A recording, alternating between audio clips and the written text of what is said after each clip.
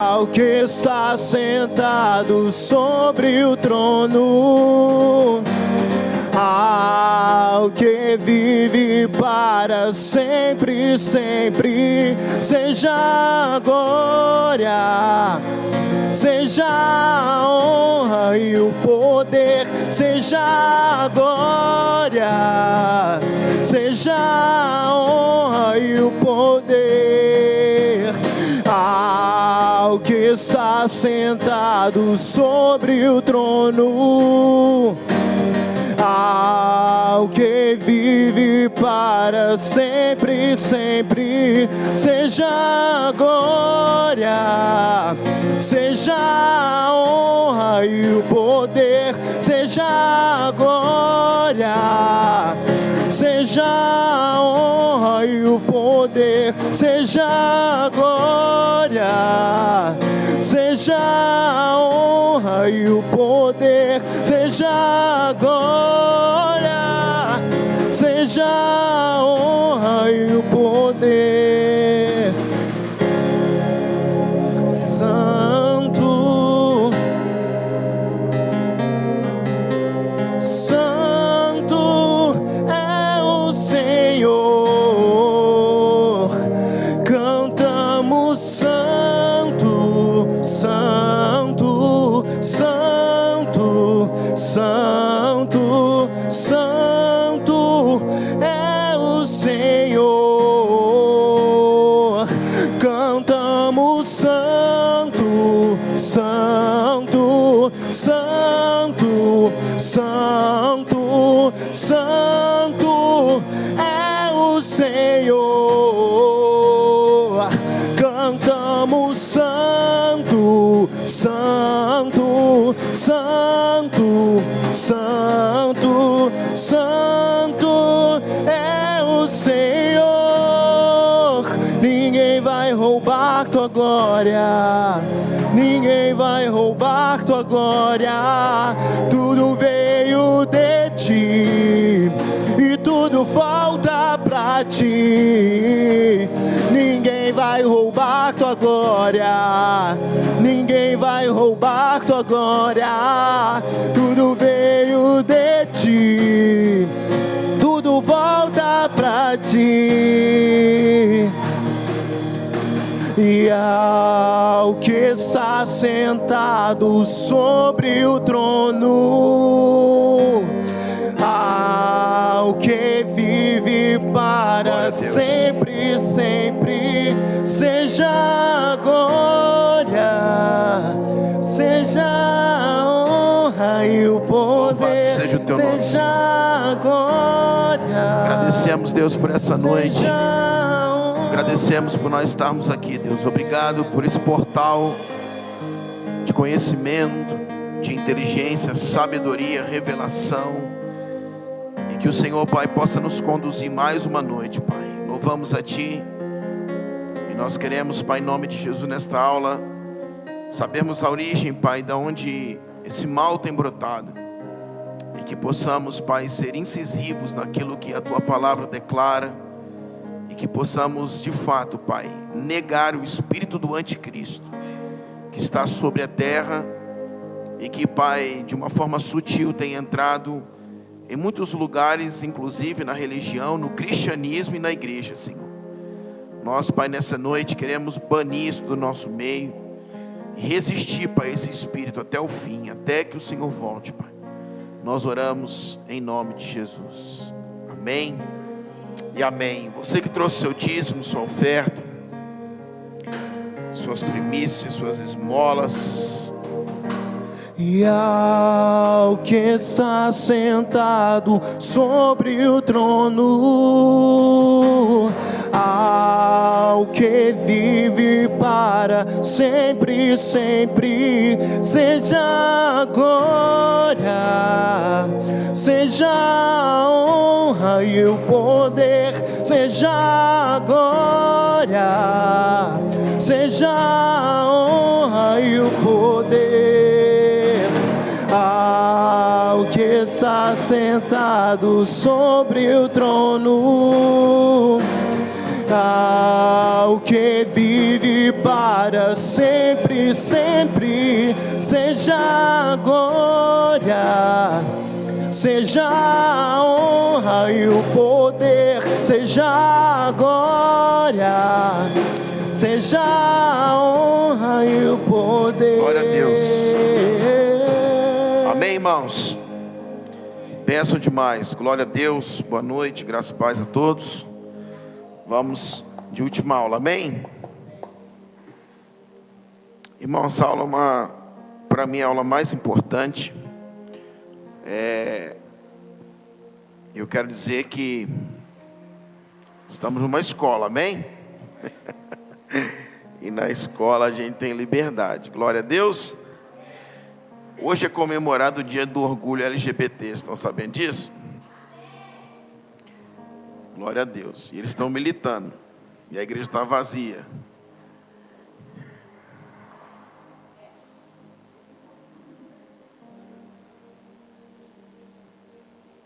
Por isso, irmãos, cada dia mais eu seleciono meu pastoreio. Cada dia mais. E foi o Senhor que falou isso para mim. E nós tivemos lá no café, né, com o pastor Paulo Júnior, e ele tem falado muito sobre isso também, a gente às vezes não pega a palavra, e eu falo isso há muitos anos, irmãos, e pastor fica tentando pastorear problema. Não fui chamado para pastorear problema, fui chamado para pastorear a gente. Então, conforme a direção que a gente dá, o que acontece? As pessoas conseguem até sair do problema. O problema é quando as pessoas não querem a direção, porque a direção está nos cultos, nas escolas, não só nos gabinetes. E muito pelo contrário, irmãos, a gente está fazendo mais gabinete com pessoas que estão aqui, porque entendem o que está sendo liberado. E isso, irmãos, eu não sou uma pessoa de ficar fazendo isso aqui, ficar falando, eu não gosto. Né? Você vê que eu não fico lá no grupo, gente, vamos, mando 10, 20 áudios por dia. Não faço isso. Não sou dessa pessoa, não sou esse pastor.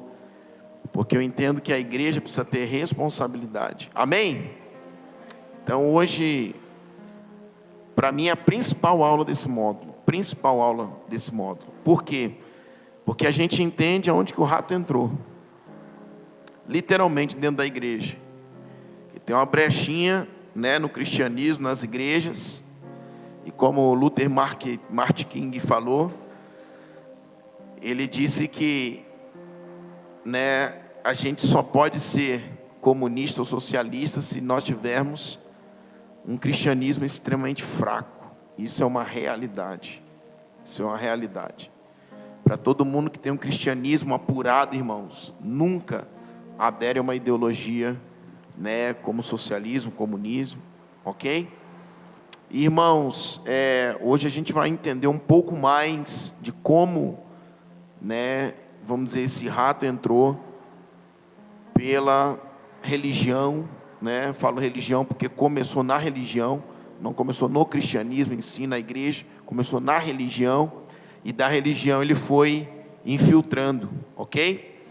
A primeira coisa que a gente precisa lembrar é o início, primeira aula que nós tivemos, falando sobre ideologia, né? Ideologia vem do campo das ideias, né? A ideologia vem de uma ideia. E a gente poderia colocar o evangelho como a principal ideologia. Por que não? Né? Ontem mesmo eu estava assistindo a live de um pastor e, né, praticou o que não deveria, está renunciando à presidência da igreja, 30 anos de ministério, a Igreja Batista lá no Rio.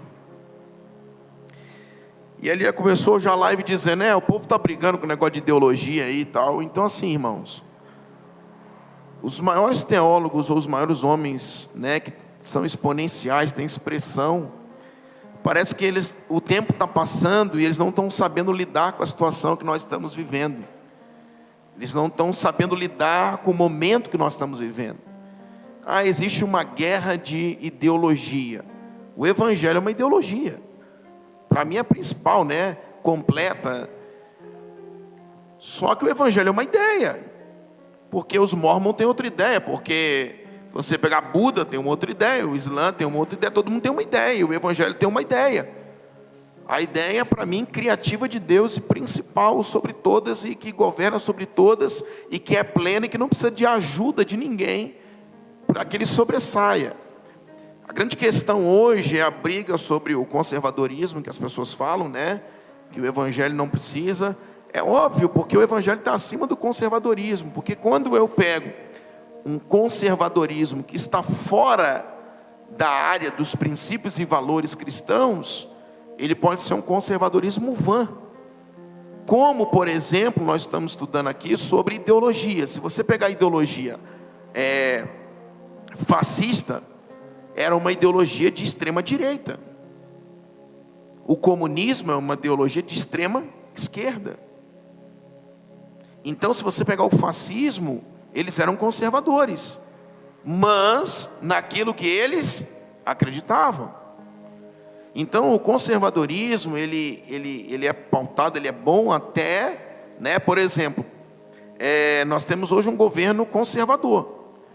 E no quesito família, fala sobre a família tradicional e conserva os valores da família tradicional. Então está batendo o quê? Com os valores e princípios bíblicos. Agora, se a gente pega um conservadorismo que não está dentro dos valores e princípios, né, que o reino de Deus estabelece, que a palavra estabelece, para a gente não tem valor nenhum, não adianta. Então, o conservadorismo é bom até certo ponto, né, que esteja dentro da escritura, do valor e dos princípios que a Bíblia rege, né? Agora, se a gente pega todos os outros tentativas da gente normalizar um pensamento, da gente padronizar um pensamento, todas elas podem falhar. Só que o evangelho para mim, a ideia criativa, a ideologia de Deus, que nunca falha. E a gente parte desse pressuposto, dizendo que o evangelho para mim, a ideologia de Deus.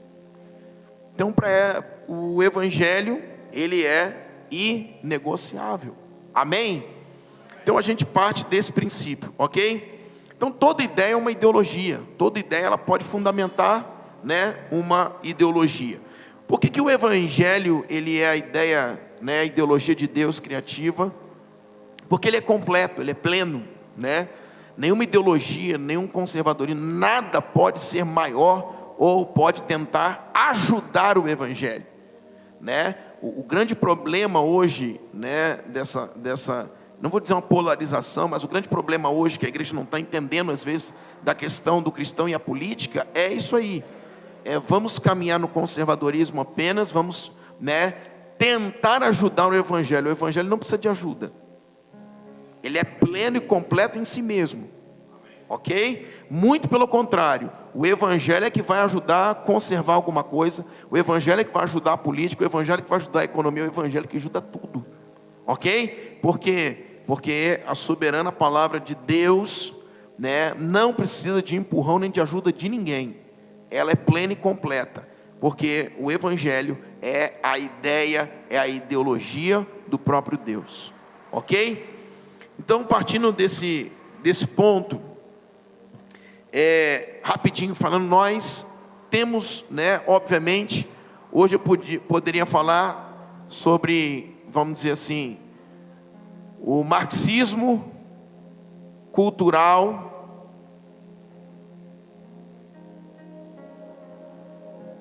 vou botar cultural por quê? Por causa da questão lá de Antônio Gramsci, na religião, ok? Como já falei, por que na religião?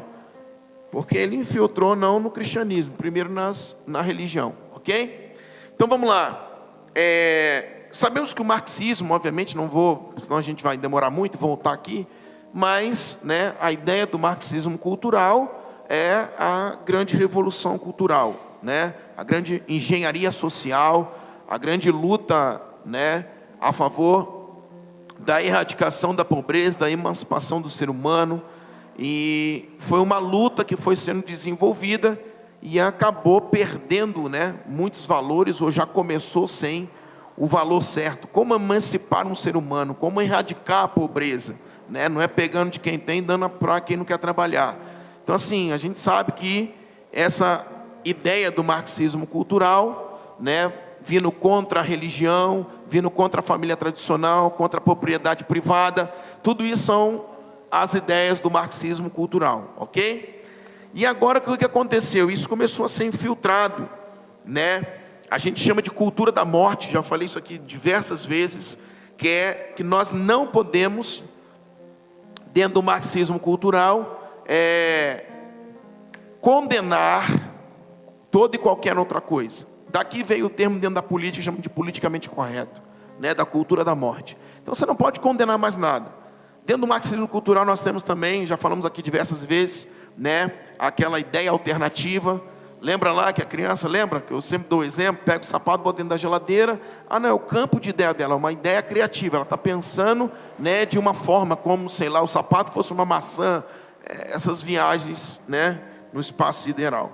Então, todas as culturas estão inseridas dentro do marxismo cultural. Lembrando que não tem nenhum doidinho, ou parece que sim, as pessoas vão surtando. Tem gente já falando que o marxismo é uma esquizofrenia. Sim, e os militantes aí, né, contra o marxismo já estão chegando nessa ideia aí. Mas parece que no começo, né, como no Brasil aconteceu, os comunistas socialistas que governaram no Brasil, né, você viu o último casamento, a festa deles, então não está muito surtado não, né, parece que está muito bem, porque, né, festa de luxo, sabe muito bem o que é bom. O tal aqui que disse que ia fugir do Brasil, né, o deputado lá foi para a França em vez de morar em Cuba. Então eles estão muito benzinho da ideia. Então vamos lá. Então parece ser uma loucura para a gente, uma lavagem cerebral, deixar todo mundo louco, como Marx dizia, alienação, para quê? Para comoção, para movimento das massas, né? Mas eles parece que estão muito bem da ideia, porque sabem muito bem o que é bom, né? Inclusive o capital, o dinheiro. Então vamos lá. Aonde tudo começa? Aonde tudo começa? Hoje nós temos, vou falar claramente que nós estamos na escola, dentro das nossas igrejas, inserido nas nossas movimentações como igreja, nas nossas pregações, sermões, nós temos o marxismo cultural intrinsecamente, totalmente, né, dentro do desenvolvimento da igreja, totalmente. Existem igrejas que você pode falar, botar uma foto de Karl Marx lá na frente, porque ela é toda marxista. Isso, como que isso se deu? Nós precisamos aprender como isso aconteceu, como isso foi, né, sendo infiltrado. E isso tem um caminho que nós precisamos aprender, né? Eu acho que todos aqui conhecem o professor Olavo, né, de Carvalho. Weber também, foram dois homens que desenvolveram muito sobre, né, a questão do conservadorismo. Para você ver, Olavo de Carvalho nem crente era, católico, mas pensando nos princípios, né, que a Bíblia tem, e vendo os valores que Deus tem em relação à família, né, a erotização de crianças, etc. Ele sempre foi um militante, né, contra toda essa militância aí da pauta do viés ideológico da esquerda, né? O que acontece?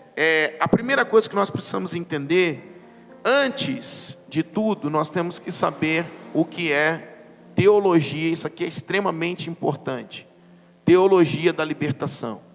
Isso aqui para mim é o pivô, e houve uma longa história para que chegasse na igreja evangélica ou no cristianismo. A teologia da libertação, ela começou dentro da igreja católica, né? Para alguns teóricos do marxismo, ou os que militam nessa área, nós temos uma ideia de que, eu não sei quantos sabem o que é KGB. A KGB era o serviço secreto da União Soviética, chamada de KGB. Existe aí já falam que é teoria da conspiração, não é, mas é parte do que aconteceu. A KGB, né, o serviço secreto, começou-se a se aproximar da religião, porque sabia que a maioria da resistência para que vamos dizer, o coletivismo soviético, né, o pensamento marxista fosse, né, implantado em todo o mundo, uma grande resistência que existia era quem? A religião. Então, o serviço secreto da União Soviética foi o maior serviço secreto que já existiu no mundo, né? Da antiga aí, das repúblicas socialistas, da União Soviética. Esse serviço secreto, ele se aproximou de tal forma da religião. Porém, né, o grande, que a gente chama lá do Nikita Khrushchev, que foi o sucessor de Stalin, né? Foi Lenin, Stalin e Nikita Khrushchev, que era o sucessor de Stalin. Ele dizia, né, que havia uma grande aproximação da KGB juntamente com a religião, para a gente não dizer melhor, a Igreja Romana, a Igreja Católica, ok? E disso aqui da KGB, mais alguns fatores, e esses fatores estão totalmente ligados, né? Quem dizia sobre a KGB era o chamado Pachepa. Pachepa era um general da Polônia, e ele sempre, da Romênia, e ele sempre falava que a KGB estava totalmente ligada a todo o desenvolvimento do marxismo dentro da religião, né? E aí você vai estudando, tem uma ligação, óbvio que tem uma ligação, porque a KGB era um centro, né, naquela época, e que se tornou, como o Gramsci falava, né, um partido orgânico, uma funcionalidade orgânica, que não era só um serviço secreto, mas conseguia, com esse serviço secreto, saber aonde estavam as resistências. Então, em certos momentos desse coletivismo soviético, por que coletivismo soviético? Porque, naquele tempo, a União Soviética, ela não era um país, era a união de vários países, chamado de coletivismo soviético, que foi o que? Agregando com o tempo. Nós vimos, não sei se você lembra, na aula passada, 2 tipos, né, de avanço do marxismo ou desse coletivismo soviético. Era usado o dinheiro e era usada a força, guerras. Então essa União Soviética, ela foi avançando e foi agregando o quê? Países, espaço e etc. Então, não só desta forma que a KGB trabalhava, né, vendo países de menos resistência, como agora a Rússia está atacando a Ucrânia. Não sei se você viu ontem a bomba que eles tacaram no meio de um shopping, com mais de 1000 civis, pessoas, explodiu tudo, foi uma loucura aquilo lá. Então, eles ficaram, a KGB, ela ficava, né, terminou mais ou menos em 91, quando houve a queda da União Soviética, queda do Muro de Berlim, etc. Então, a KGB, ela ficava de olho também de como entrar em certos lugares. Algum lugar havia uma resistência bélica, então eles pegavam os exércitos e iam lá, como está fazendo com a Ucrânia agora, né? O maior desejo, talvez, de Putin é agora começar novamente uma União Soviética, né? É começar a agregar alguns países na força. Só que eles observaram que para o lado da América Latina, a maior resistência, parece cantina, né? A América Latina não era a questão da força, era a questão da religião. A grande resistência era a religião. Então, o que aconteceu? Juntamente com a KGB, nós tivemos alguns outros movimentos de padres. Lembrando agora, quando que se deu o Manifesto Comunista? 1848, ou melhor, 1948. O Manifesto Comunista, ok? Lembrando que desse tempo para cá, o mundo está tendo uma convulsão social, uma convulsão cultural. Lembrando que desse tempo aqui, de mais ou menos 1930 para frente, aonde se deu, lembra lá o nazismo, o fascismo, as ideologias estão explodindo no mundo inteiro. Quando chega em 1948, Marx faz o Manifesto Comunista, né? E isso começa agora a ser espalhado para o mundo inteiro. Lembrando que um pouquinho antes daqui, desde o tempo do nazismo, do fascismo, e agora do marxismo e o comunismo sendo ascendendo no mundo, a partir desse tempo, o mundo está uma loucura em relação às ideologias. E dentre todas as questões que nós já falamos aqui, cultural, política, na música e em tudo que nós já falamos, é óbvio que quem vai ser atingido agora? A religião. Então o mundo está avançando num colapso social, numa conturbação, né, cultural violenta. O mundo está em transformação, porque as ideologias estão o quê? Abraçando não só o Brasil, como o mundo inteiro. E o que vai acontecer? Nós já começamos a ver alguns padres, antes da KGB agir na Igreja Católica. Nós já começamos a ver alguns pastores. Eu vou mostrar para você um livro que já estão com o pensamento de revolução cultural em 1950. Então, não foi só a KGB que foi o centro para desenvolver uma teologia de libertação na América Latina a partir da Igreja Católica. Na verdade, já a partir da KGB, que ajudou, porque anos antes da KGB ser formada, já havia o que? Padres marxistas. Então, o que aconteceu? É óbvio que, quem lembra aqui, Revolução Industrial e Revolução Francesa. Após a Revolução Francesa, que aí, na verdade, todo o pensamento ateísta, né, o humanista ateísta lá, o pensamento do iluminismo, começou a ser liberado para o mundo inteiro. Isso significa, não foi só a União Soviética, a KGB, mas esses fatores aqui estavam ligados, na verdade, ao iluminismo ateísta francês.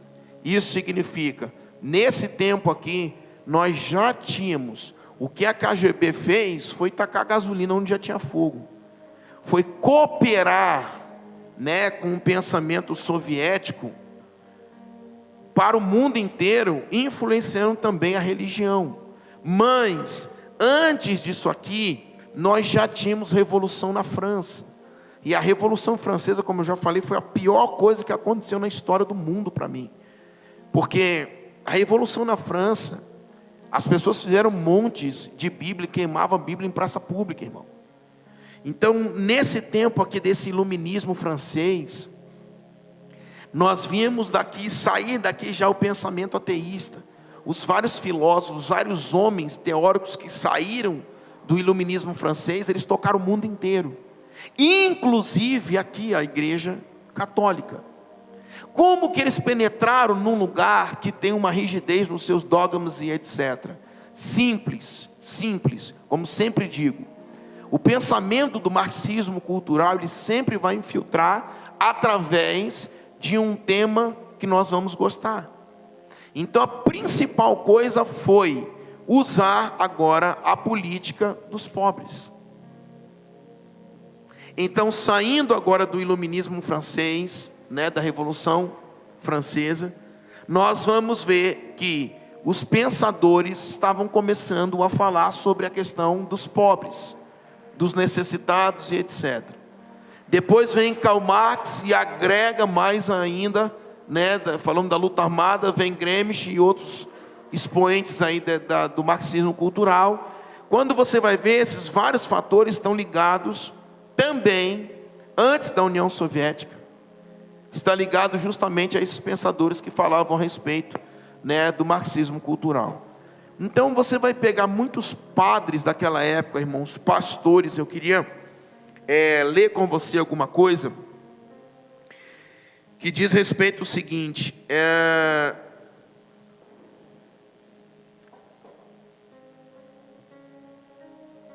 olha aqui, ó. Em 1965, lembra dos concílios que eu falei aqui? A Igreja Católica, ela tinha vários, o concílio de Nicéia, o concílio de Constantinopla, o concílio do Vaticano I, o concílio do Vaticano II, o concílio do Vaticano III. Todos esses concílios, eles aderiam a algumas coisas, tipo assim, tirava alguma coisa, botava outra. Eles faziam mudanças, na verdade, dentro dos dogmas da igreja e até da teologia. Lembrando, vamos lá, a nossa teologia, ela é praticamente fundamentada em Santo Agostinho, que foi um padre católico, né, teólogo, e que para a Igreja Católica ele é a referência, né, da questão teológica. Então Santo Agostinho, na verdade, a nossa teologia tem muita base também de Santo Agostinho, né, do século IV. O que acontece? Quando Santo Agostinho, ele escreve a teologia, católica, e isso influencia, né, a teologia cristã também, nossa. Porém, olha o que acontece, quando chega no Vaticano II, que foi um dos concílios, né, que teve naquela época, nós vamos ver que nesse concílio acontece meio que uma revolução, que começa a dar origem à teologia da libertação. E o que acontece? Mais ou menos 500 bispos daquela época, eles vão sair do concílio, né, não aceitando o concílio do Vaticano II, eles saem daquele lugar, eles vão descer a um lugar chamado Catacumba, que é onde na época de Cristo, os cristãos, eles se escondiam para fugir do Império Romano. Então eles saem dos palácios de Roma, eles descem a Catacumba, 500 bispos, eles tiram as suas roupas, aquelas batas, aqueles negócios todos, renunciando e fazendo o pacto chamado Pacto da Catacumba. E ali, eu não sei se você já viu, quantos conhecem aqueles anéis de coco? Quem conhece anel de coco? Aquele anel de coco é um símbolo do Pacto da Catacumba, aonde estava quase dando origem, não tinha esse nome ainda, né? Porque foi o Padre Gutierrez, depois um peruano, que literalmente fundou a teologia da libertação, mas já estava começando esse nível. E o que é essa teologia da libertação? Era justamente aqueles que estavam contra os dogmas e pactos da Igreja Católica. Só que o que eles usaram? Usaram que a Igreja Católica não se envolvia com os pobres. Então agora eles estão saindo e usando, mas lembre-se, que o mundo já está infestado do manifesto comunista. Então o que está acontecendo? Nós estamos vendo que as guerras ideológicas daquele tempo, inclusive do marxismo cultural, do comunismo, está já infiltrado em muitos lugares. E agora a Igreja Católica, ela começa a aderir com vários movimentos em vários lugares do mundo, e não só em Roma.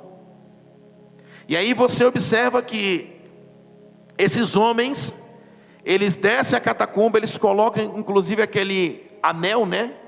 E isso foi formalizado ali, o pacto da catacumba, dizendo que eles tinham uma nova leitura do Vaticano II, segundo o viés ideológico da teologia dos pobres. Por quê? Porque a teologia da libertação, ela foi influenciada também pela teologia da esperança, pela teologia dos pobres que já existia, e pela teologia política. Foram 3 influências que originaram a teologia da libertação. Então algumas coisas nós já tínhamos antes, só que chega agora mais ou menos nesse tempo aqui de 60, nós estamos começando a criar uma revolução chamada teologia da libertação, que isso aqui, irmãos, influenciou e tocou o mundo inteiro dentro do quesito religião. Então, como sempre, a pauta do marxismo cultural, ele sempre vai trazer alguma coisa relacionada ao ambiente, relacionado ao pobre, relacionado ao necessitado, relacionado, né, a todas essas coisas, para que possa infiltrar a sua mentalidade. E aqui foi a teologia dos pobres, aonde eles, né, esses 500 bispos, eles se uniram, e dali eles começaram, né, foram excomungados na época na Igreja Católica, e eles começaram a desenvolver um outro pensamento, daqui desses 500 bispos e de outros fatores e outros movimentos na Igreja Católica, e depois a junção com a influência da KGB, porque você vai ver muitos, como Lenin, como Stalin, como Mussolini na Itália, que foi o ditador da Itália, como muitos outros ditadores desse tempo, nós vamos ver eles envolvidos, eu vou mostrar foto para você, envolvidos com papas, envolvidos principalmente com o movimento jesuíta. Então, se você bota lá na internet depois, movimento jesuíta e Fidel Castro, você vai ver várias fotos de Fidel Castro palestrando dentro do movimento dos jesuítas. O que a Igreja Católica ela acredita? Que o movimento jesuíta é um movimento de evangelização para ela, ou para os marxistas, né? Para os vermelhinhos lá de dentro. Porque os jesuítas, nada menos ou nada mais, do que um polo marxista, comunista dentro da Igreja Católica. Então, esses fatores, junto que a gente está falando do iluminismo francês, né? Que gerou esse pensamento marxista em todo o mundo, né? Juntamente com a KGB, que começou também a influenciar esse meio, começou-se, na verdade, a nascer uma teologia chamada teologia da libertação. E essa teologia da libertação está até os nossos dias, e ela influenciou a teologia cristã, e nós vamos chegar lá, ok? Algum outro momento, por exemplo, olha aqui, ó, antes, pensa, a gente está falando aqui de 48, onde foi formatado o Manifesto Comunista, porém, né, já havia os pensamentos de Marx sendo espalhados aí pelo mundo inteiro. Nos anos 40, por exemplo, tinha um padre belga chamado Joseph, inclusive ele vinha muito no Brasil e tinha uma forte influência sobre os jovens universitários católicos. Ele foi o mentor, inclusive, de Plínio Arruda Sampaio, que fundou o PT e depois o PSOL, e concorreu também à presidência em 2010. Em 2010, mestre dele, existia um cara que discipulava ele, que era o padre Lebré. E em 47 ele veio visitar o Brasil e inoculou dentro do Brasil desenvolvimento, que desenvolveu na verdade na França, aquilo que ele tinha pegado da França, da Revolução Francesa, ele trouxe para o Brasil e inoculou dentro do Brasil um possível equilíbrio entre o coletivismo soviético e o capitalismo americano. Isso significa, ele começou na verdade a mais, né, passar o pano em cima do coletivismo soviético do que do capitalismo americano. Então ele disse que tinha um equilíbrio, mas na verdade se você pegar o livro, né, há uma polarização dele falar sobre o coletivismo soviético e nada de capitalismo americano. Então essa ideia ele começou na verdade a infiltrar isso dentro do Brasil, e isso mais ou menos nos anos 40.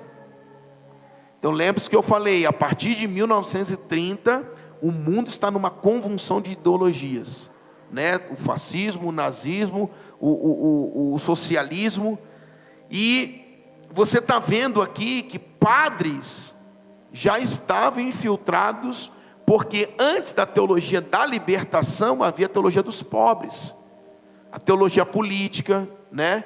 A teologia da esperança, algumas outras teologias, elas foram corroborando, foram contribuindo para que a grande teologia da libertação explodisse no mundo. Só que até agora não explodiu.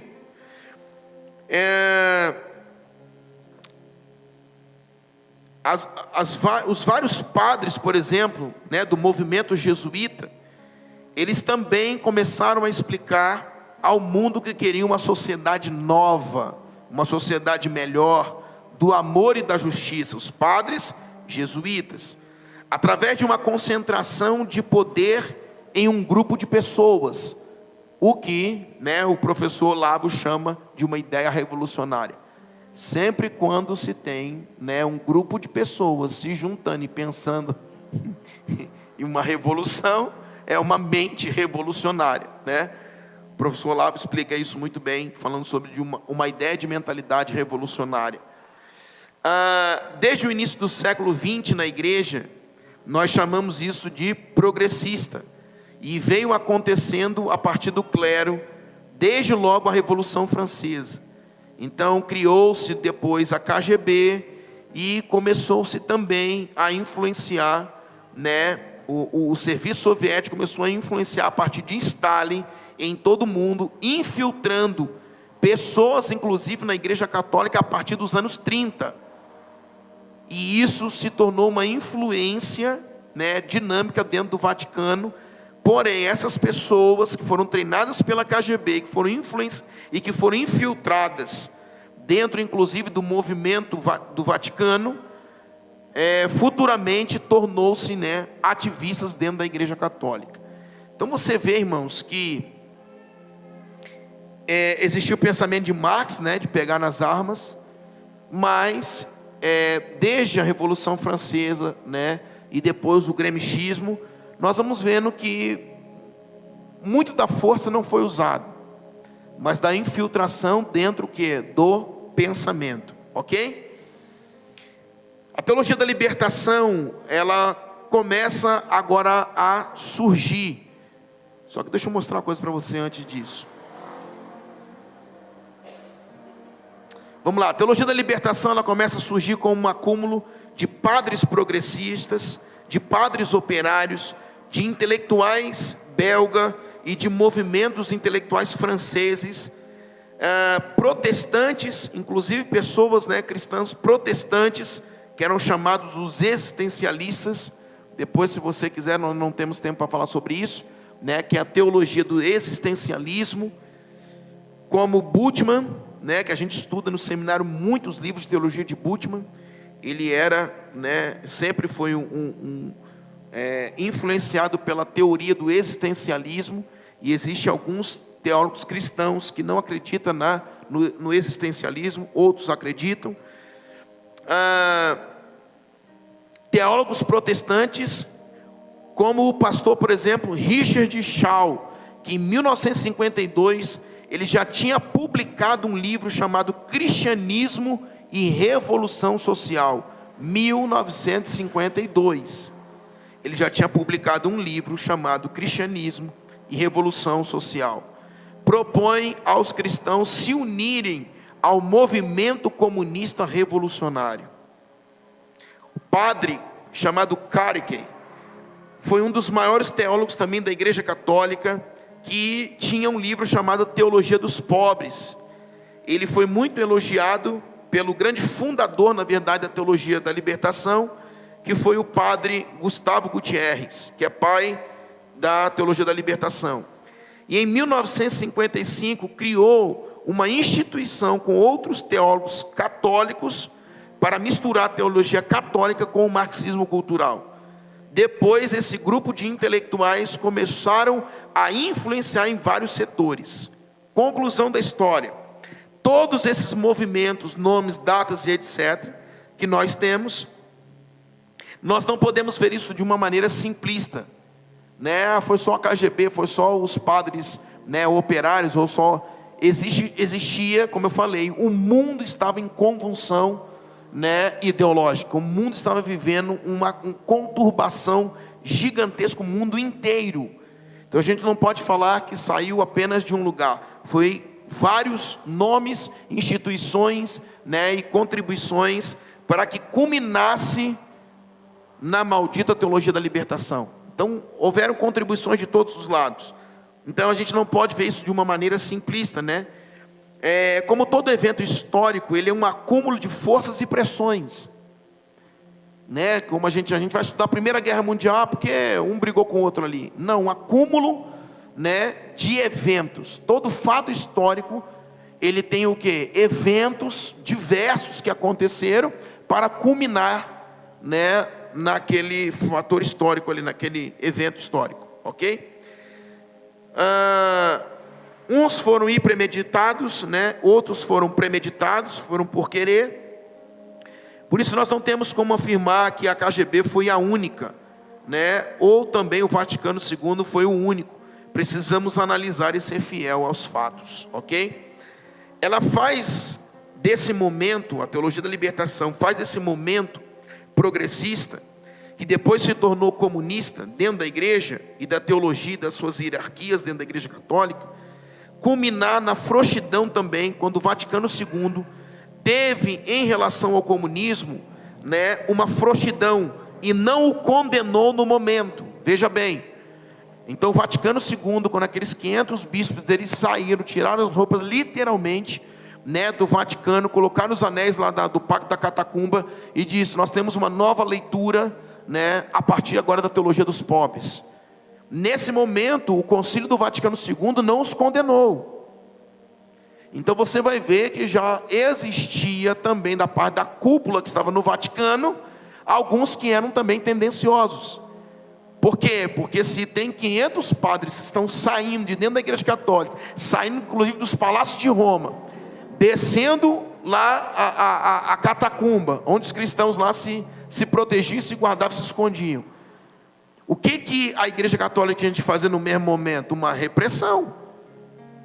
E comungar esse povo todo. Só que a história diz que houve uma frouxidão por parte desses que estavam fazendo o Concílio do Vaticano II. Então você vai ver, preste atenção, o que eu quero dizer para você até a gente chegar na igreja evangélica ou no cristianismo. Quando uma ideia ela chega, ela bate na nossa cabeça e a gente fica pensando, será? Porque para não haver uma repreensão por parte dos que estavam desenvolvendo o Vaticano II, o que acontece? Tinha que haver uma repreensão no mesmo momento, mas não houve. Por quê? Porque houve dúvida. E a mesma coisa que nós hoje lidamos, irmão, vou dizer uma coisa para você. A teologia hoje, nossa, está tão difícil, que as pessoas vão falando, daqui a pouco você para e você pensa assim, ué, será se eu estou errado? De tão difícil que está. E é o que aconteceu desde aquele tempo, nós estamos falando de 1950, 60. Então vamos lá, para a gente terminar aqui e entrar na questão, ler um pouquinho sobre a teologia da libertação. Estou explicando como que ela culminou, como que ela explodiu. Então esse movimento que era progressista, né? Não, progresso, né? Sempre falam sobre isso. A emancipação do ser, a erradicação da pobreza, a teologia política, aquele negócio todo, a esperança, os pobres, começou assim.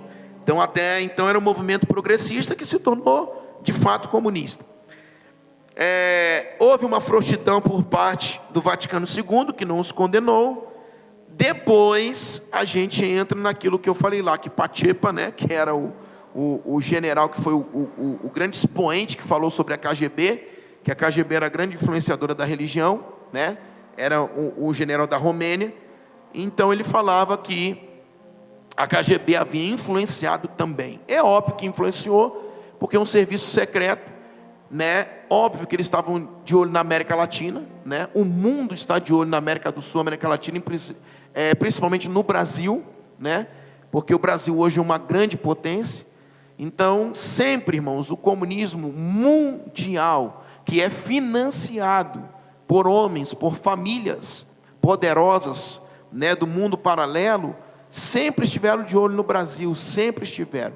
E a União Soviética aqui também estava de olho em outros lugares, isso é claro, ok?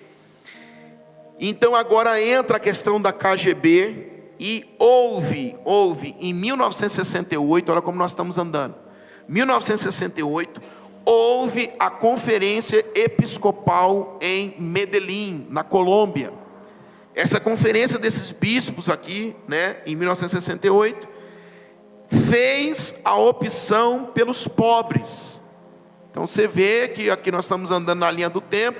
Em 68, em uma grande conferência episcopal, né, na Colômbia, eles ali agora disseram a público, dizendo: nós estamos aderindo à teologia dos pobres, literalmente. Depois de todo esse movimento que desde, né, 30, 40, 50, 60 foi acontecendo, em 68, Medellín, Colômbia, né, nessa grande conferência, eles estão agora assumindo a opção da teologia dos pobres. Que isso fez parte, né, obviamente, organizado também pela KGB, ok? Dando sentido agora a uma ideologia mais forte dentro da Igreja Católica. Daqui está nascendo a teologia da libertação. Porque se infiltrou de uma maneira tão forte que o padre, né, Gustavo Gutierrez publicou o seu primeiro livro, e após isso foi internacionalizado. Isso significa, a partir de Gustavo Gutierrez, que foi um padre peruano, né, América Latina, estava sendo toda visada pelos os comunistas da época, os soviéticos, né, o coletivismo soviético. Nós vemos que a partir de Gutierrez foi literalmente o pai da teologia da libertação, e começou todo esse movimento no mundo inteiro, espalhando pelo mundo inteiro, inclusive chegando agora aonde? Em nós, espirrando em nós, ok? O que nós falamos? Teologia da libertação, pai Gustavo Gutierrez, é um movimento sócio-eclesial que surgiu dentro da Igreja Católica na década de 60, e por meio de uma análise crítica da realidade social, sempre assim, buscou auxiliar a população pobre e oprimida na luta por direitos. Lembra lá do feminismo? Sempre uma luta por direito, que acaba numa luta contra Deus, ok? Começa na luta por direito e termina na luta contra o Criador, sempre assim. Buscou auxiliar a população pobre e oprimida por luta de direito. Embora o movimento tenha raízes anteriores, são esses fatores, desde a Revolução, tá, Francesa. Costuma-se dizer que o seu marco inicia em 1971, quando o padre peruano Gustavo Gutiérrez publicou um livro denominado A Teologia da Libertação. Aqui foi dado o grande start. Vamos lá agora? Chegar na gente? Estamos chegando.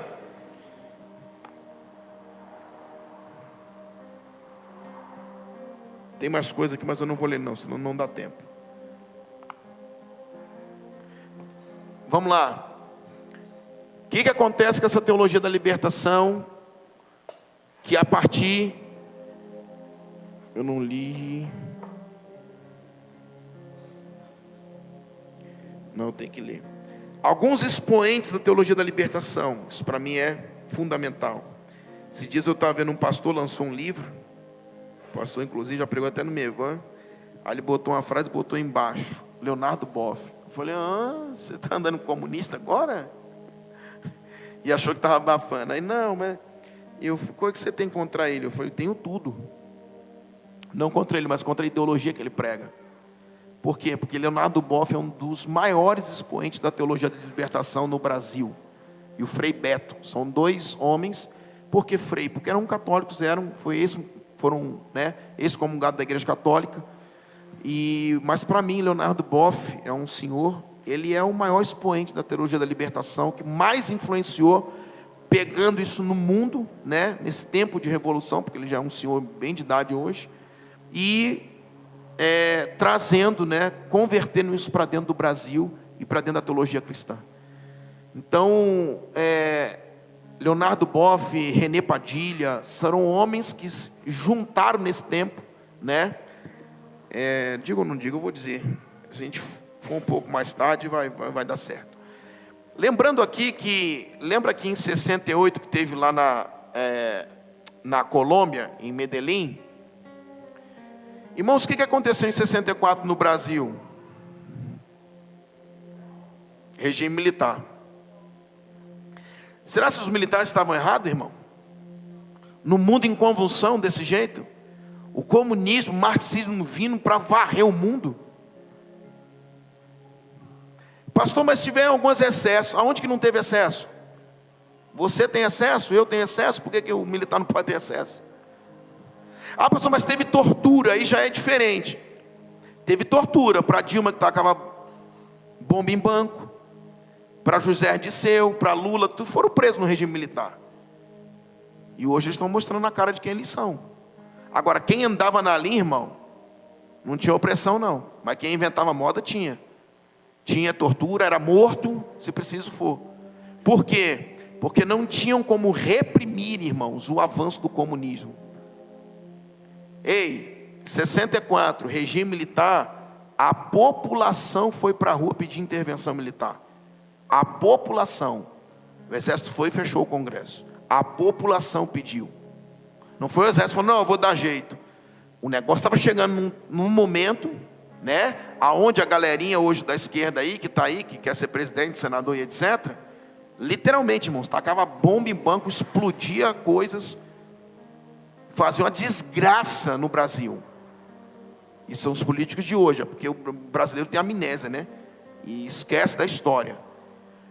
É só você pegar e voltar um pouquinho.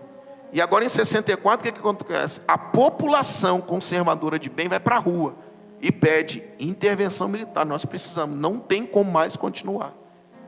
Agora, a gente olha isso aqui como um fato isolado, Brasil. Irmãos, olha o mundo, olha a América Latina, tomada, a União Soviética explodindo, crescendo. Revolução Francesa tocou no mundo inteiro. América Latina, pela teologia da libertação, na igreja e fora dela, na política e etc., vindo e varrendo o mundo. Parte da agenda. E aí no Brasil, o que acontece? Regime militar, irmão, senão não sustentava. Que durou 24 ou 25 anos, depois saiu e entregou o poder de novo. Agora, pasme, o Brasil saiu em 68 para o ranking de 8º no regime militar. Foi ruim? Não, pastor, porque seu pai é militar. Não é só porque é militar, porque é história, eu não posso ignorar a história. Eu não posso ignorar a história. Então, esse colapso que está acontecendo nesse tempo, né? E isso, por que você está falando, pastor, de regime militar? Porque faz parte do tempo que nós estávamos vivendo. E o que acontece? A religião está infiltrada no meio disso. Por quê? Porque muitas das teologias que nós estamos pregando hoje está relacionado a isso. E aí, quando eu pego agora a teologia da libertação, literalmente, a partir de 68, né, da Conferência Episcopal de Medellín, agora literalmente está o que? Oficializada, porque Gutierrez, né, lança o livro lá, Teologia da Libertação, explode o negócio, e agora está oficializada a Teologia da Libertação. O que vai acontecer? Isso foi em 71, que Gutierrez lançou esse livro, e praticamente estava oficializada. Quando foi em 74, nós vamos ter o congresso em Lausanne, na Suíça. O que foi o Pacto de Lausanne? Vamos lá agora para o cristianismo, preste atenção, para que você entenda. Em 74, a instituição Billy Graham, com John Stott e alguns outros homens, né, expoentes da teologia cristã, eles vão pegar e vão fazer um congresso na Suíça, na cidade chamada Lausanne, por isso ficou chamado o Pacto de Lausanne, onde mais de 150 nações se reuniram. E, preste atenção, nós estamos saindo de um tempo, ou estamos ainda num tempo muito conturbado, né? Em 74 no Brasil ainda era governo militar para poder suprimir o comunismo. Então nós estamos vendo que o mundo ainda está num colapso. E em 74, em Lausanne, lá na Suíça, mais de 150 nações se reúnem. Esses homens, né, expoentes. John Stott, inclusive, ele lança livros nesse tempo. Ele lançou, inclusive, ele tem um livro, se você olhar, John Stott, ele fala sobre o Pacto de Lausanne, o livro dele, que vai falar sobre as 15 referências do Pacto de Lausanne. O que eles trataram nesse pacto, dentro dessa conferência lá na Suíça, em Lausanne? Justamente agora, eles estão falando sobre o cristianismo começar a ter um movimento de evangelização global. Então vamos, no meio dessa conturbação, fazer uma evangelização global. Vamos tocar o mundo através da evangelização. E o grande tema era, né, o evangelho todo para o homem todo. Então agora eles vão propor uma evangelização no mundo inteiro. E fundamentado em 15 teses, e a quinta tese é a tese social.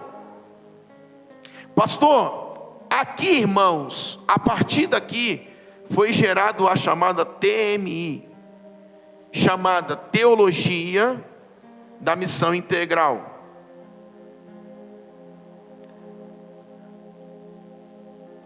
Teologia da Missão Integral, chamada TMI.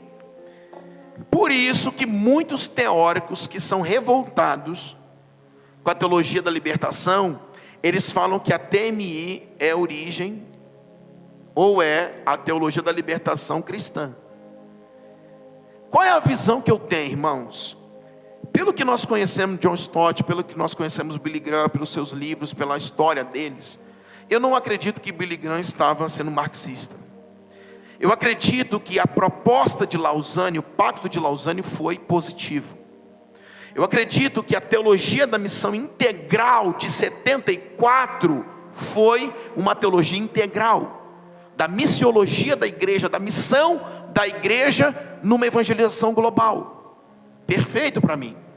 Por quê? Porque a partir da instituição lá de John Stott, né, de Billy Graham e outros que estavam lá, mais de 150 nações, daqui eles originaram a teologia da missão integral. Isso significa uma missão, né, a missiologia sendo integral para uma evangelização global. A proposta em 74, ao meu ver, foi positiva.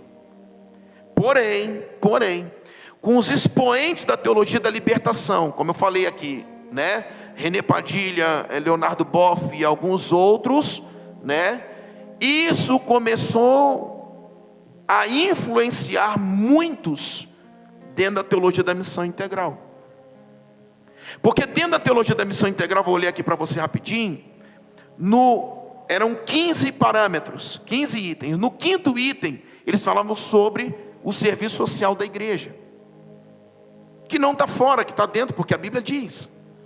Porém, o grande problema é também no discernir das coisas, a igreja não entender o que é o homem social. Porque a gente pensa que social, primeira coisa que a gente pensa, dar comida ao pobre. O relacionamento fala de homem social. Porque se você vai lá na praça e você só dá uma comida para o cara e às vezes não conversa com o cara, isso não é ser social. Porque às vezes o cara precisa mais de uma conversa, às vezes, do que uma comida, dependendo de quem, né, esteja lá. Então, o homem social está ligado ao alimento, à comida, à moradia e ao relacionamento. Isso é ser um ser social. Lembra, a nossa formação psicoemocional está ligada à nossa relação primeiro aonde? Que eu sempre digo aqui, dentro de casa. O pai e a mãe, uma criança nasce com o pai e a mãe. E as relações interpessoais é que formam a formação, né, psicoemocional de uma criança e de um ser humano. Então, eles começaram a partir da teologia da libertação, que era o social, que só tinha uma veia, era o social da pobreza, era o social de erradicar a pobreza, emancipar o ser. Essas palavras de emancipação do ser, como os pastores, inclusive expoentes da teologia, para mim que eu chamo, né, a falsa teologia integral hoje no Brasil, você vê eles falando isso agora constantemente. Erradicar a pobreza, emancipar o ser. Só que emancipar o ser é muito perigoso, porque nós temos uma dupla referência quando a gente fala. O que é emancipar o ser? Então, se a mulher se acha subjugada pelo marido, ela precisa ser emancipada. Então ela precisa de divórcio. O que é emancipar o ser? É pegar um discípulo e fazer dele um discípulo de Cristo, ele crescer, e que se amanhã ele tiver que ir, né, para a África, ele vai, Deus abençoe ele. Isso é emancipar o ser. Agora, rebelião não é emancipar o ser.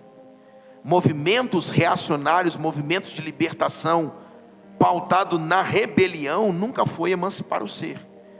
Só que essa galerinha da libertação, irmãos, eles vieram com essa mente com tudo. Porque a mente, falando da teologia da libertação, era marxismo cultural puro. E que hoje a TMI no Brasil está manchada por muitos. Se você pegar o pastor Silas Malafaia e falar assim, a teologia da missão integral, ele fala, Deus me livre. Por quê? Porque para muitos a teologia da missão integral é o quê? A teologia da libertação. Que na verdade a TMI, ela foi praticamente gerada, porque nesse momento de 64, que houve o Pacto de Lausanne, eles se juntaram justamente para a gente, olhar para a evangelização mundial. Através do que? Vamos dar um upgrade, vamos fazer algo para que o evangelho seja impulsionado.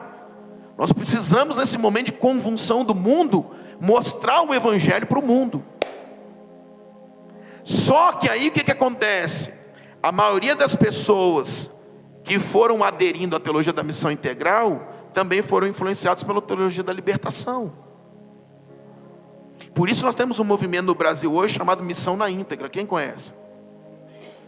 Se você pega a Missão na Íntegra, né? Eu provo isso para você, porque eles colocaram no site deles. A Missão na Íntegra, os maiores expoentes ali, dos homens que falaram na Missão na Íntegra, eram homens hoje que são marxistas roxo, né? Então, é um movimento, na verdade, é um seminário que existe. Não mancha para mim a teologia da missão integral. Para mim, a teologia da missão integral foi originada em Billy Graham, em John Stott, homens, né, que você pega o livro desses homens, são extremamente, a história desses homens, né, são extremamente cristãos, né, uma teologia sadia, só que ela foi manchada pela teologia da libertação.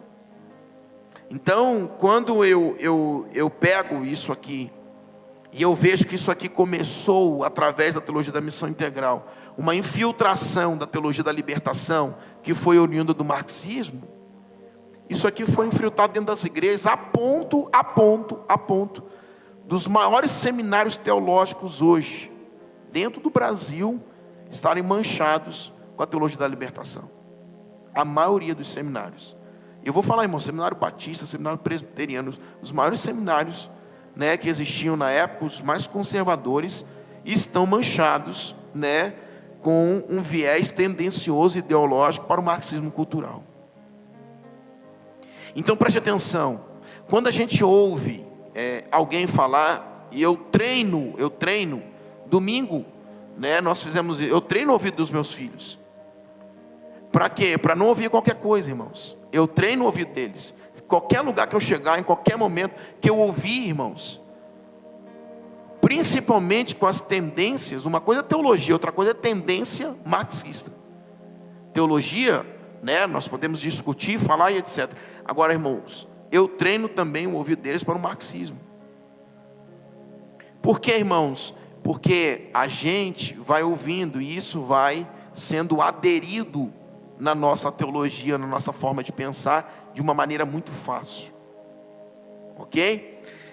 Então, para a gente, eu vou passar alguns vídeos para vocês e algumas fotos. Para a gente, para o final, isso aqui mais ou menos é o resumo.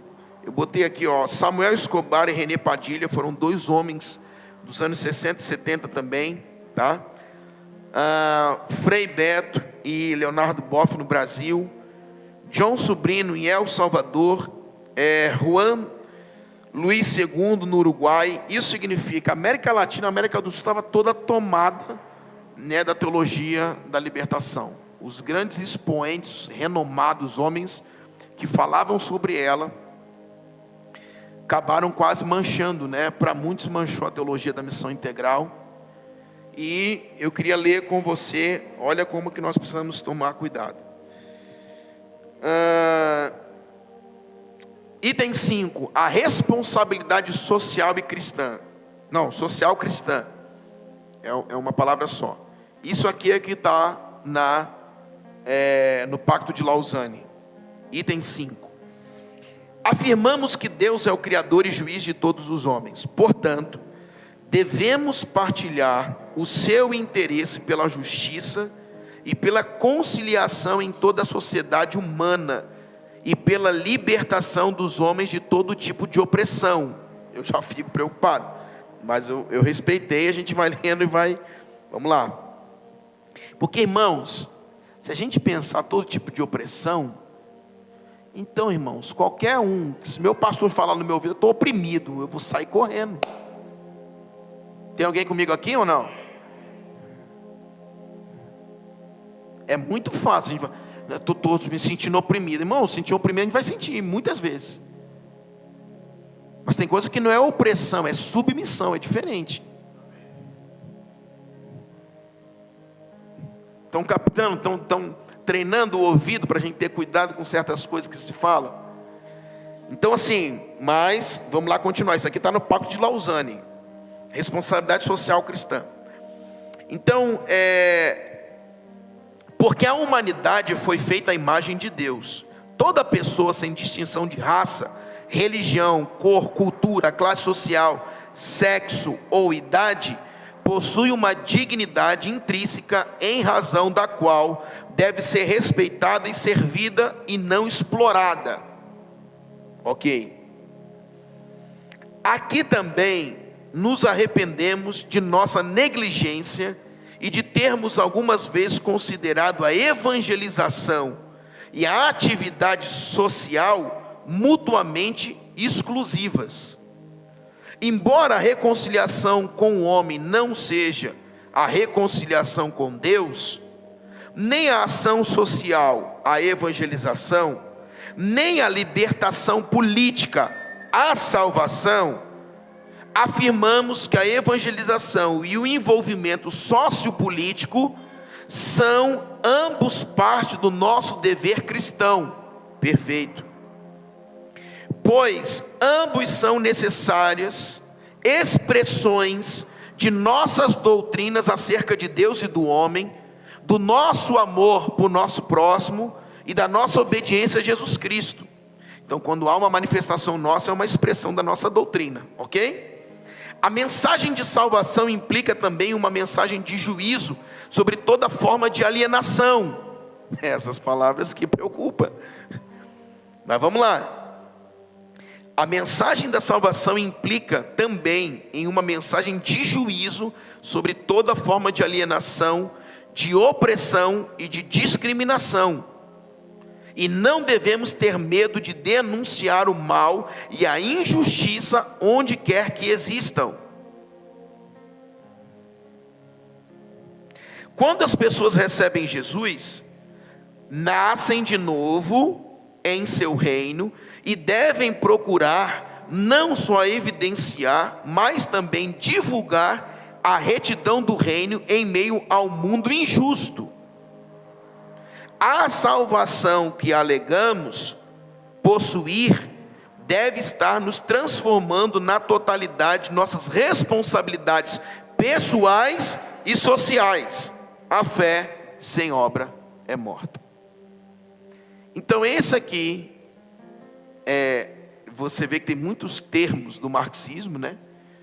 Mas dentre 15 atribuições do Pacto de Lausanne, uma foi a questão social, e que diz sim que nós devemos denunciar as injustiças, inclusive sociais.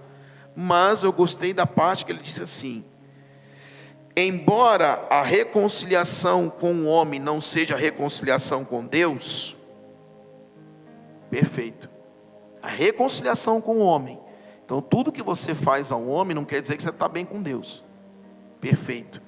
A reconciliação com o homem não é a reconciliação com Deus. Eu sempre divido muito bem isso aqui. Nem a ação social é evangelização. Olha como que ele botou claro. A ação social não é evangelização. Nem a libertação política, salvação. Olha como que está bem seccionado aqui, né? Dividiram. Ambos, não, afirmamos, cadê meu Deus do céu? Embora a reconciliação, nem a libertação, salvação, afirmamos que a evangelização e o envolvimento sociopolítico são ambos parte do nosso dever cristão. Então, irmãos, o Pacto de Lausanne para mim, né, a TMI, a Teologia da Missão Integral, ela não foi oriunda para mim da Teologia da Libertação. Ela foi uma teologia de missão integral, falando sobre a missiologia de forma integralizada da igreja. Não está falando só de assistencialismo. Botou bem claro, salvação é uma coisa, social é outra. Se você está bem com o homem, não quer dizer que você está bem com Deus. Está bem claro aqui. Porém, muitos dizem que a TMI, né, foi oriunda da teologia da libertação, que para mim não é. Ok? Só que, através da teologia da libertação, e alguns que pegaram a teologia da missão integral, inclusive o parágrafo aqui, 5º, eles já eram tendenciosos da libertação, digo pastores, eles começaram a trazer isso para a missão integral, inclusive no Brasil. E aí, irmãos, hoje nós temos um evangelho totalmente ligado à teologia da missão integral, que é marxismo cultural puro, sem açúcar, puro. Ok? Para a gente terminar aqui, eu acho que eu falei tudo. Tinha uma parte aqui cristã teológica, mas não vou precisar falar, já falamos aqui a vida toda aqui, né, em guerra ideológica, em nossos cursos a gente sempre fala né, de toda a pegada aí do anticristo, a formação, né, do pensamento ateísta, é justamente não mais agora substituir, mas anular a pessoa de Deus, né? Tanto que o comunismo ele é ateísta, né? Por um tempo lá desde o catolicismo romano veio tentando substituir Deus por algumas coisas, né? Hoje no final esse esfriamento global não é mais uma substituição por, né, santos e etc, como o catolicismo romano. Hoje é uma anulação realmente da pessoa de Deus, né? Tirando Deus do centro, tentando desse modo, como a teologia da libertação ela foi gerada, né, com esses vários fatores que aconteceram nesse mundo conturbado, nós chegamos, né, a um ponto que isso aqui influenciou não só a teologia da missão integral, como toda igreja, como toda teologia. Hoje, né, você pega homens que foram teólogos, sabe, tremendo nesse Brasil, e estão completamente contaminados, né? E você pega hoje igrejas, eles são um amparo do marxismo cultural, igreja por inteiro. Ela só funciona a ação social, ela só funciona, né, a questão de receber e batizar, e estar com o pessoal aí que está comemorando hoje, e não tem mais nada. E todo evangelho que é pregado é o evangelho tendencioso, ok? Então, qual é o cuidado que nós temos que ter agora? Eu fechei aqui, acabei, deixa eu só ler isso aqui para você, que eu deixei aberto para ler e não li. 1 João 2,18, filhinhos, já é a última hora, e como ouviste que vem o anticristo, também agora, muitos anticristos, no plural, têm surgido, pelo que conhecemos que é a última hora. Agora, quem são esses anticristos? Quem é o mentiroso, senão aquele que nega que Jesus é o Cristo? Este é o anticristo, que nega o Pai e o Filho. Todo aquele que nega o Filho, esse não tem o Pai. E aquele que confessa o Filho, tem o Pai. Então isso nada mais é, nada menos é mais do que um movimento do pensamento anticristo sendo liberado e pulverizado através da teologia, porque havia um movimento de resistência da religião, inclusive do catolicismo. Eu vou dizer uma coisa para você, irmão, não estou falando coisa de crente aqui não. Tem um padre, esqueci o nome dele. O que é isso, gente? Tem um padre, esse padre ele tem na internet, acho que são 8 aulas sobre marxismo cultural. Ele é padre, e ele desce a borracha, irmão, em todo o movimento da teologia da libertação, em toda essa rebelião que aconteceu nessa teologia, ele desce a borracha, o bicho pega firme. Então, assim, o marxismo ele alcançou a religião por inteiro, né? Não foi só o cristianismo, só que, né, para nós que conduzimos a verdade, né, nós não podemos ter, nós, né, falamos dos romanos que tem idolatria, tem isso, tem aquilo, né, tem a hóstia, tem o batismo de criança, tem isso, tem aquilo, mas agora estamos sendo denunciados porque nós estamos cheios de marxismo cultural, ok? Que é o espírito do anticristo, que está sobre a terra, que João profetizou até que o anticristo de fato se manifeste, que é o que? Negar o Cristo, negar o Filho de Deus, ok? Vamos lá, eu vou passar para vocês agora, é rápido, é só a parte de uma pregação,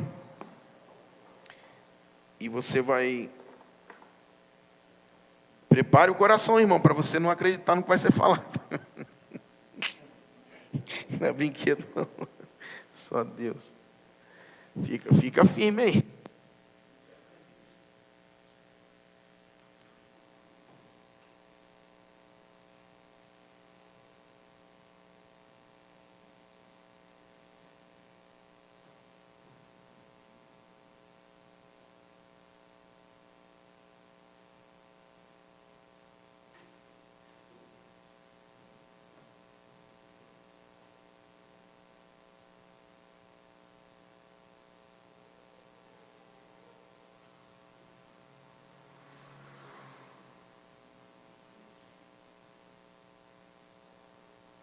Vou dar um exemplo para você. Pensa que eu sou pastor e chegou na minha sala uma jovem menina que foi vítima de um abuso e de um estupro.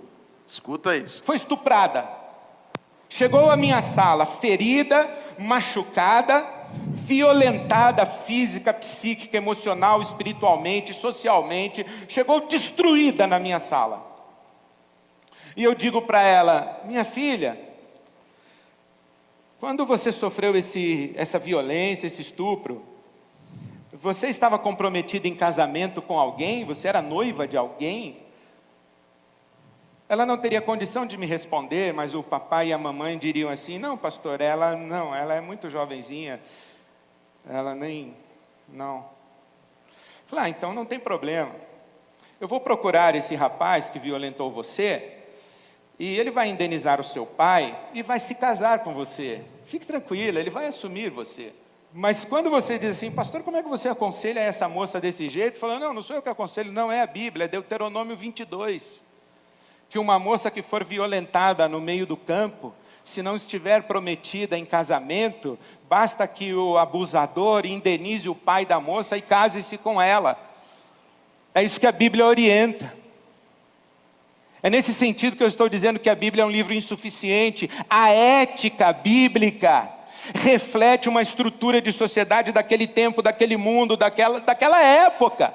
E não dá para a gente pegar um texto que foi escrito 4.000 anos antes, 3.000 anos, 2.000 anos e trazer para hoje, aplicando literalmente o que esse texto está dizendo, sem perceber que nas suas linhas a Bíblia é insuficiente, mas nas suas entrelinhas, na revelação que traz a respeito do Cristo ressurreto, a Bíblia explode promovendo uma grande revolução e uma grande transformação no mundo. Então a gente precisa atualizar a Bíblia, porque se eu não atualizo a Bíblia, e se eu leio literalmente e digo, está suficiente a leitura literal da Escritura, eu legitimo escravidão. Da mesma forma que tem gente ainda hoje legitimando o machismo, dizendo que o marido é o cabeça da mulher e a mulher tem que ser submissa. E não leu direito a Escritura, não atualizou a Escritura. Então, se queremos ser cartas para o novo mundo, e se a igreja quer ser carta para o novo mundo, nós vamos precisar atualizar a Escritura, e vamos ter que fazer essa atualização e ter essa coragem de enfrentar os pecados de gênero da nossa sociedade. Enfrentar a questão da homossexualidade, da homoafetividade e dos gays que frequentam as nossas comunidades, estão dentro das nossas comunidades, mas continuam sendo condenados ao inferno por causa de 2 ou 3 textos bíblicos que não foram atualizados. Nós vamos ter que ter coragem de enfrentar isso, senão continuaremos brincando de religião. E não seremos cartas para o novo mundo, nós seremos texto morto que descreve um velho mundo. Não é mais admissível fazer a transposição literal da Bíblia Sagrada de 2.000 anos para cá. Não é mais possível, o mundo mudou. Não é possível ler a Bíblia como se nós não tivéssemos 2.000 anos de civilização humana, 2.000 anos de Espírito Santo iluminando a igreja. Não é possível. Não é possível tratar a Bíblia como um texto que revela verdades absolutas, porque nós não somos os seguidores de um livro, nós somos seguidores de Jesus Cristo. E esse texto é palavra de Deus que é viva, e que não é um código moral que diz como devemos nos comportar em sociedade, mas é um texto que traz a revelação de Jesus Cristo como o Senhor de um novo mundo, de uma nova era, onde as relações de hierarquia estão destruídas e agora nós somos iguais como irmãos e irmãs. Eu não posso mais deixar de reconhecer você como meu igual porque você é gay. Não posso. Ou o evangelho redime tudo isso, ou é religião morta para um velho mundo. E eu, graças a Deus, não estou brincando de velho mundo. Eu estou querendo seguir a Jesus para o novo mundo. E eu espero que você venha nessa jornada, porque ela é um caminho sem volta. Irmãos, você pode falar, pastor, mas esse cara aí, irmão, sabe quem é esse cara? Pastor da Igreja Batista de Água Branca, São Paulo, tá? Da Convenção Batista, e ele foi um dos grandes teólogos dessa nação, tá? Há muito tempo, E de uns anos para cá, né, que eu estou falando, a teologia da libertação, o marxismo, né, ou já estava, né, incubado dentro dele, ou manifestou agora. E o que você vê ali? Ele falou do aborto, né, depois falou de um novo mundo. Toda a proteção em uma determinada situação, ele agora ataca a Bíblia para resolver o problema do outro. Então ele não pega a Bíblia como um manual de regra, fé e prática, para ser conduzido. Então, porque alguma situação, depois ele falou da homoafetividade, falou dos gays, etc. Então, assim, ele está pegando toda a situação de mundo hoje e tentando fazer com que a Bíblia se encaixe na vida dessas pessoas. E isso é literalmente marxismo cultural, uma mudança de mente radical que tem sido infiltrado no meio das nossas igrejas. Eu botei um bem escandaloso para que você consiga discernir. Só que existem muitos outros, né, que vão caminhando por uma linha meio que paralela, que muitos não estão vendo, ou muitos não conhecem, né, não sabem sobre o assunto e estão sendo levados, ok? Então você vê que a palavra dele é a defesa. Libera isso aí para mim também.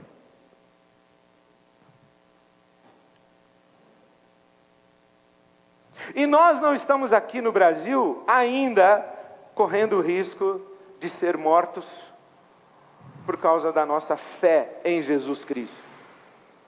Mas nós corremos diariamente o risco da covardia. Vou dar um exemplo. Nós estamos vivendo dias difíceis. Nós evangélicos, por exemplo, nós ganhamos as páginas dos jornais como homofóbicos, intolerantes, o que mais? Ignorantes, o que mais? Tudo que é adjetivo ruim botaram em cima da gente. Esse é o momento que a gente tem que se posicionar. Como nós somos intolerantes? Por exemplo, nós somos vítimas de intolerância religiosa no Brasil faz tempo, desde que nós chegamos. Dificilmente um órgão de imprensa nos trata a nós evangélicos com o respeito que se deve. Nós sempre somos achincalhados. Eu acho interessante ver uma manchete de um jornal: evangélico mata criança não sei o que atropelada. Não aparece no jornal: palmeirense atropela criança e mata. Não, palmeirense atropela outras coisas também. Mas não aparece no jornal: espírita assalta banco. Mas aparece: evangélico assalta banco. Um cara que assalta banco não é evangélico, é assaltante.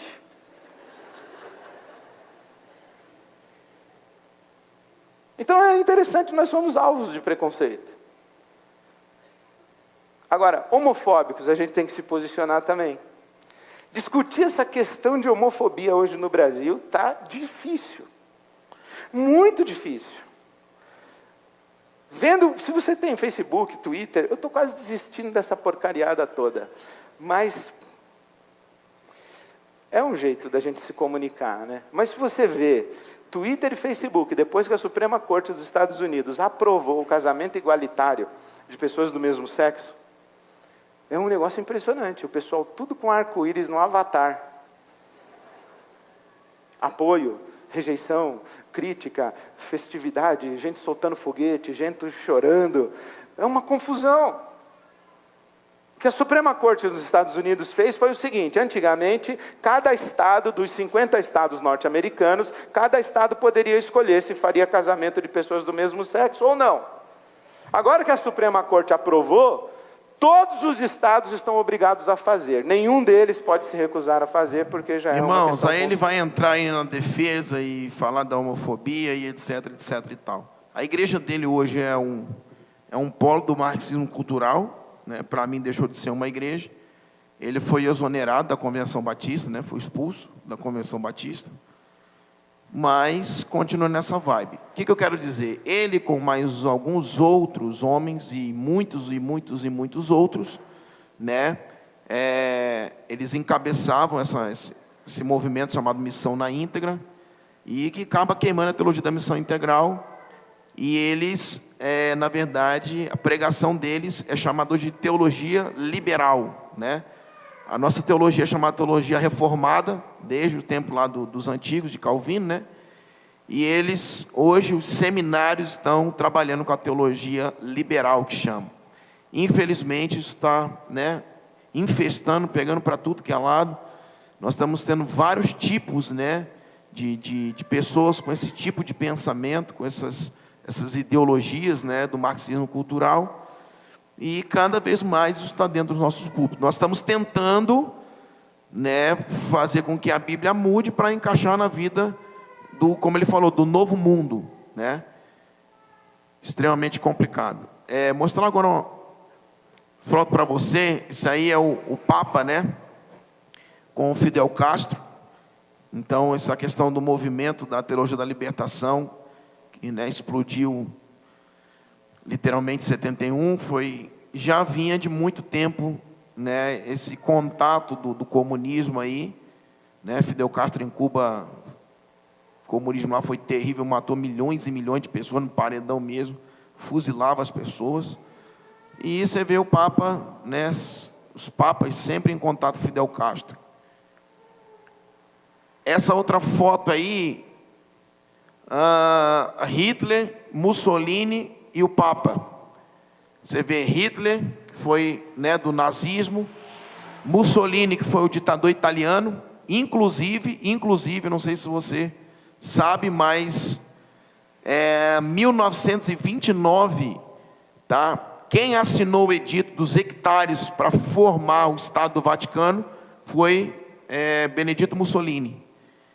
Então você vê a relação. Quem liberou o Vaticano para ser Estado, né, e assinou o edito lá com os hectares foi esse ditador aí, e agora ele aparece juntamente com o Papa. Então sempre teve ligação, né, da Igreja Católica ou de uma forma religião com as ideologias. Isso é extremamente perigoso, ok?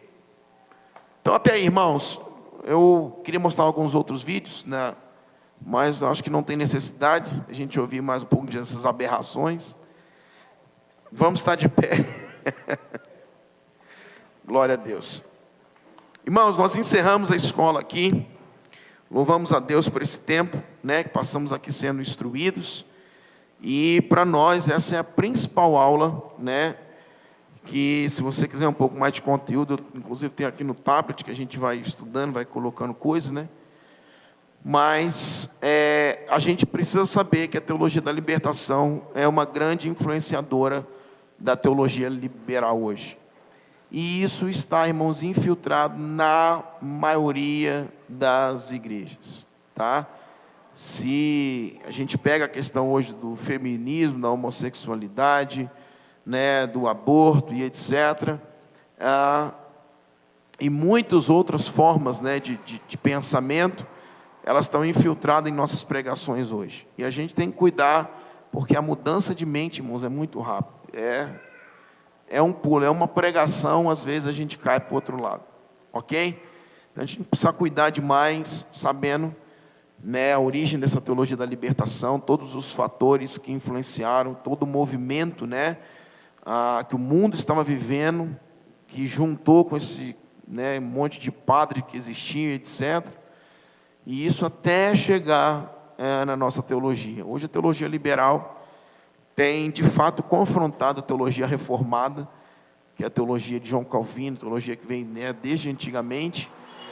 Infelizmente, irmãos, a teologia liberal está ganhando espaço com força, inclusive dentro dos nossos seminários. Nós já tínhamos dificuldade dentro dos seminários teológicos, né, porque tem professor, inclusive ateu, que dá aula. Então o cara chega lá, vai dar aula para você e fala: eu não acredito em Deus, mas vamos lá, senta aí que eu vou dar aula. Aí ele vai falar, né, sobre filosofia, antropologia e sei lá o que, enfim, é a matéria dele. Só que o pior é que hoje o cara entra na aula e o cara começa, ativista, militante, ele começa agora a não falar nem a questão de Deus, é a questão, não, o aborto, aí começa a falar essas coisas aí. Nós temos que, né, dar um outro significado na Bíblia, é um novo mundo, nós temos que pegar, 4.000 anos atrás foi escrito, isso aí está ultrapassado, e vai indo. Irmãos, eu vou dizer uma coisa para você, por isso que eu amo a escola, e eu quero fechar dizendo para você, irmãos, se a gente não cuidar, Se a gente não cuidar, a gente tomba. A própria questão, vamos falar aqui no sábado, no JP, 5 horas da tarde, sobre a questão do aborto e temas afins. É justamente isso, porque a gente pensa, uma menina, como ele falou, que foi violentada, entre aspas, qual é a justiça dessa menina ter o filho? Por que ela vai ter o filho? Agora, irmãos, não ter o que aconteceu, o que Deus diz? Então é isso que nós queremos falar aqui no sábado. Vem aqui no sábado para a gente conversar. A gente vai falar sobre esse tema e os temas afins. Mas, se a gente não cuidar, irmãos, um papo daquele ali te conduz. A menina foi violentada, para quê? E você vai, irmão, amanhã você está pensando igual ele está falando ali. Por isso que eu te falei, cuidado com a sua mente. Então, irmãos, o que a gente tem que ter em mente é o que Deus disse, ponto final. Mas eu penso, mas eu acho, irmãos, primeira aula, lembra lá, a autonomia de Eva? Só tinha uma cabeça pensante, a mente de Deus. Quando Eva peca, ela abre concorrência. O marxismo nada mais é do que a concorrência com a mente de Deus. Compete com o pensamento de Deus. Conflita com o pensamento de Deus. Ok? Amém? Então fique firme na teologia aí. Glória a Deus. Pai, louvamos a Ti, te agradecemos nessa noite. Fechamos, Pai, esse tempo, fechamos essa escola, esse módulo. Que o Senhor, Pai, acrescente em nossas vidas tudo aquilo que falamos, tudo aquilo que ministramos. Que o Senhor, Pai, possa trazer à luz no nosso entendimento aquilo que de fato é a verdade, aquilo que de fato é, Pai. Muitas vezes a nossa mente, o nosso pensamento quer escapar devido às condições que o mundo tem, Pai. Mas nós estamos alicerçados, pautados e fundamentados na Escritura, na Tua Palavra, que ela é atemporal para todos os tempos, para todos os momentos, para todas as circunstâncias, para todas as sociedades e para todo momento, Pai. Nós estamos e continuamos e permanecemos pautados na Tua Palavra. Obrigado, Deus, pela escola, obrigado pela Tua igreja que aqui se reúne. Nós oramos, Deus, em nome de Jesus. Amém e amém. Deus abençoe, queridos, em nome de Jesus.